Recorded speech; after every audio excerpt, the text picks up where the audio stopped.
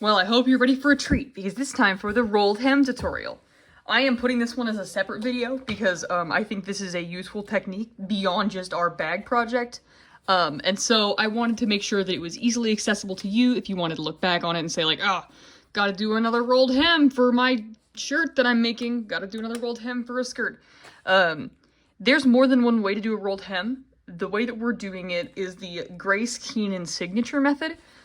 This is a method that she prefers to use because it limits the amount of time spent painstakingly at the iron folding and pressing and folding and pressing.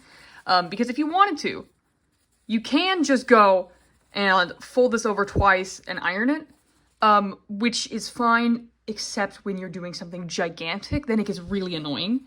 So this is the cool, fun little shortcut way that Grace uses, and that I will also be using for this project.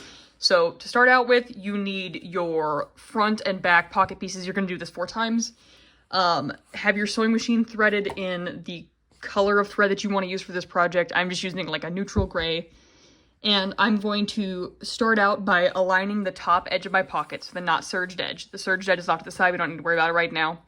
We're aligning the top edge with the edge of our presser foot, and we are just going to stitch a line 1/4 inch away from the edge.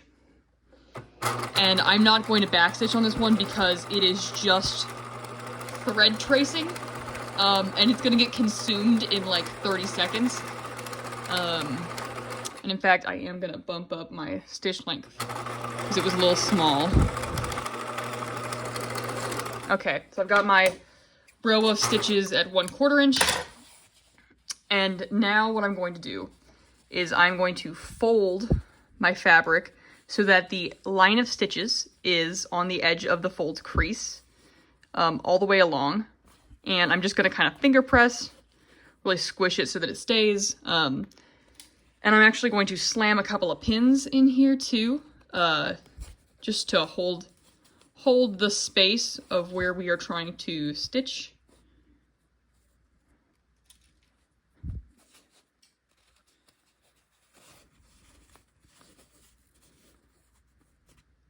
And the nice thing is with the thread there, the line of tracing we did, it naturally wants to fold on that line because it's like perforating the fabric a little bit.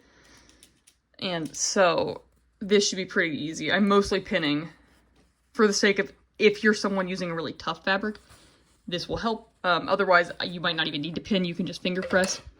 And now I'm going to take this and I'm going to edge stitch along this crease at 1/8 of an inch, so lining up with the interior line on my presser foot. And again, no back stitching this time.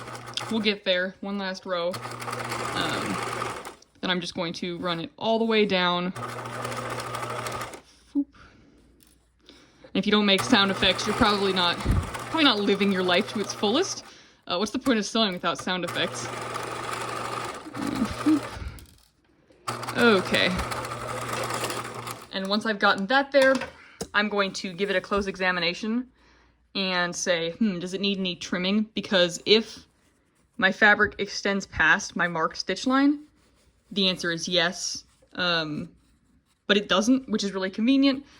So if it was like hanging down, I would cut it up so that it was not going to be overhanging. And now lastly, I'm going to fold it one more time. And my fabric is naturally folding where the fabric inside stops, which is the place where we want it to be, because we're aiming for that marked original stitch line. And so luckily with this method and the original 5/8 of an inch seam allowance, the way the math works out is that the edge of your fabric should nicely guide where the edge of your rolled hem is going to be, which is what makes this method so convenient, is there's less like peeking on the inside trying to see if you're on your pencil line still. So I would strongly recommend this, especially if on a later project, like say for example you're doing a big skirt and you need to do a rolled hem all the way around. This is going to save you so much time at the iron. On really short things, it might be faster to go to the iron.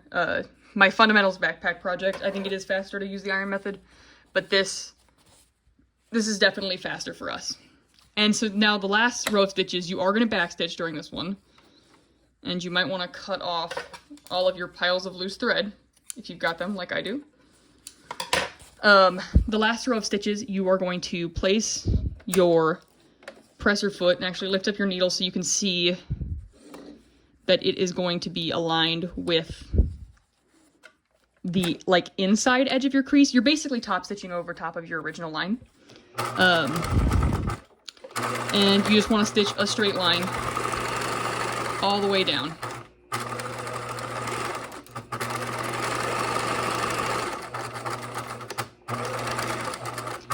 And backstitch. And this is how you do a quick and painless rolled hem. And look, it looks so nice. And on the inside, it looks good too. So